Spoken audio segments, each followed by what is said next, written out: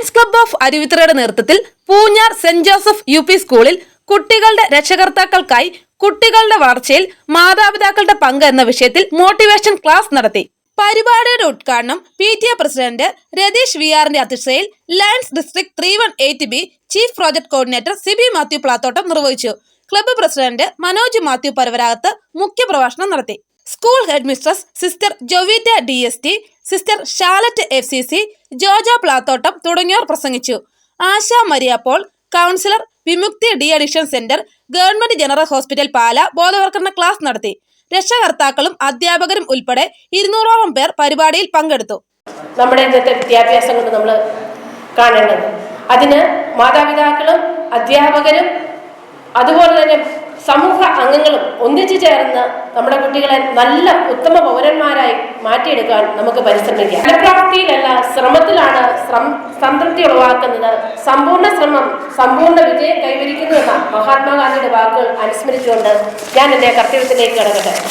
സമ്പത്തിന്റെ പുറകെ പോകുന്നവരോട് അതിന്റെ ഒരു 25% സമയം കുട്ടികളുടെ വിദ്യാഭ്യാസത്തിനും അവരെ നല്ല രീതിയിൽ വളർത്തുവാനും, പ്രത്യേകിച്ച് ഞങ്ങളൊക്കെ പറഞ്ഞാൽ ഏതെങ്കിലുമൊക്കെ സംഘടനകളിൽ കുട്ടികൾ അംഗമായാൽ അവർക്ക് ഒരിക്കലും ഒറ്റപ്പെടൽ ഉണ്ടാകുകയില്ല.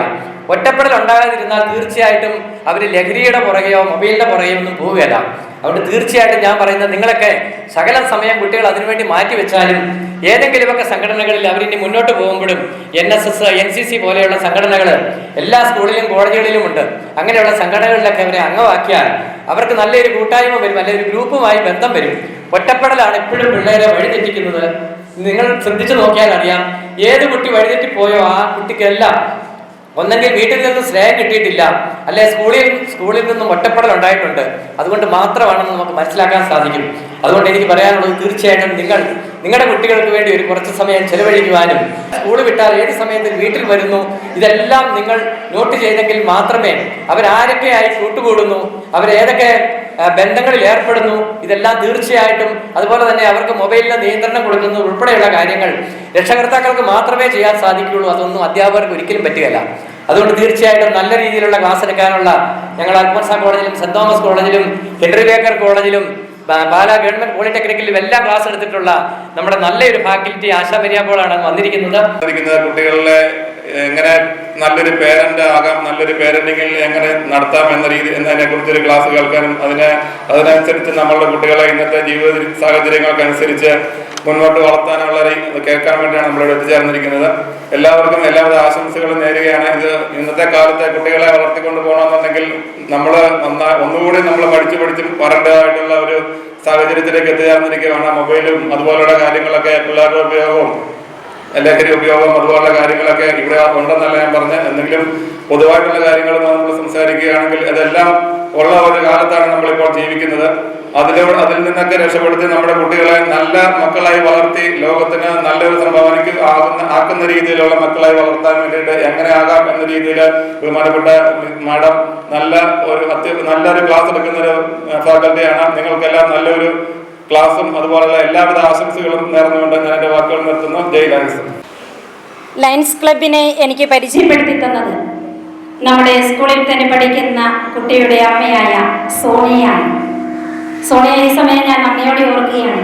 കാരണം ഇത്രയും വലിയ ഒരു ജനസേവനത്തിന് വേണ്ടിയിട്ട് യത്നിക്കുന്ന ആളുകളെ നമ്മുടെ ലോകത്ത് നമ്മുടെ കൺമുൻപിൽ ഉണ്ട് എന്നത് എന്നെ അമ്പരിപ്പിച്ചു കളഞ്ഞ ഒരു സത്യമാണ്. വേദിയിലിരിക്കുന്ന വിശിഷ്ടാതിഥികളെ, സ്നേഹമുള്ള മാതാപിതാക്കളെ, ഒത്തിരിയേറെ സന്തോഷത്തോടും സ്നേഹത്തോടും കൂടിയ ഞാൻ നിങ്ങളുടെ മുമ്പിലായിരിക്കുക.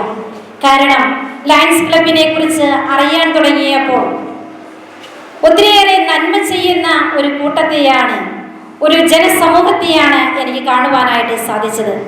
ആദ്യമായി സിബി സാറിനെ പരിചയപ്പെട്ടപ്പോൾ സാറിൻ്റെ സംഘടനയിലെ ആളുകൾ ചെയ്യുന്ന ഒത്തിരിയേറെ പ്രവർത്തനങ്ങൾ സാർ ഇവിടെ സൂചിപ്പിച്ചു. ഇതിനേക്കാൾ കൂടുതൽ കാര്യങ്ങൾ ഊണുമുറക്കവുമില്ലാതെ രാവെന്നില്ല പകലെന്നില്ലാതെ അധ്വാനിക്കുന്ന ഇവരെ കുറിച്ച് അറിയുവാനായിട്ട് സാധിച്ചതിൽ സന്തോഷമുണ്ട്. ഇവരെ ഇങ്ങനെയൊന്നും അഭിനന്ദിച്ചാൽ പോരാ എന്ന് എനിക്ക് തോന്നിപ്പോവുകയാണ്. കാരണം ഇവരെ കുറിച്ച് അറിയുമ്പോൾ ഇനിയും കൂടുതൽ അറിയാനുണ്ട്.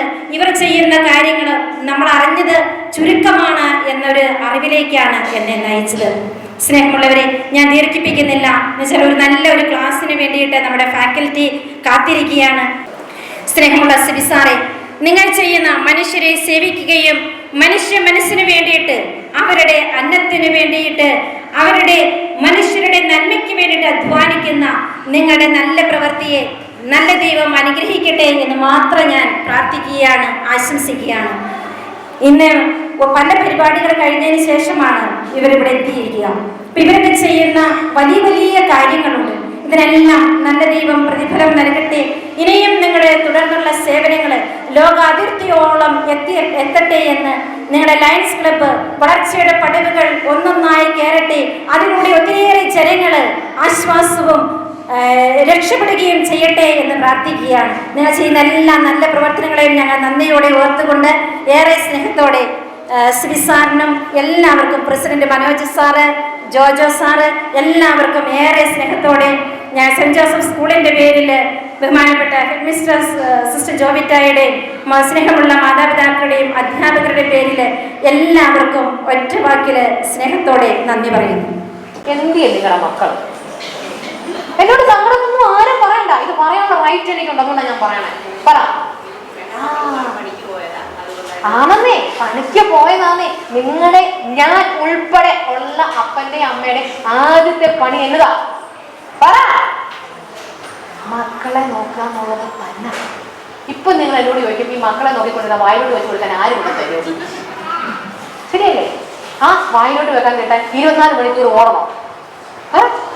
നിങ്ങളുടെ മക്കളുടെ കൂടുതൽ ഒരു ദിവസം എത്ര മണിക്കൂർ നിങ്ങൾ ചെലവഴിക്കുന്നുണ്ട്? പെട്ടെന്ന് പറയാം. ഉത്തരം പെട്ടെന്ന് കിട്ടിയാൽ ഇവിടുന്ന് ബാക്കി കാര്യം എത്ര?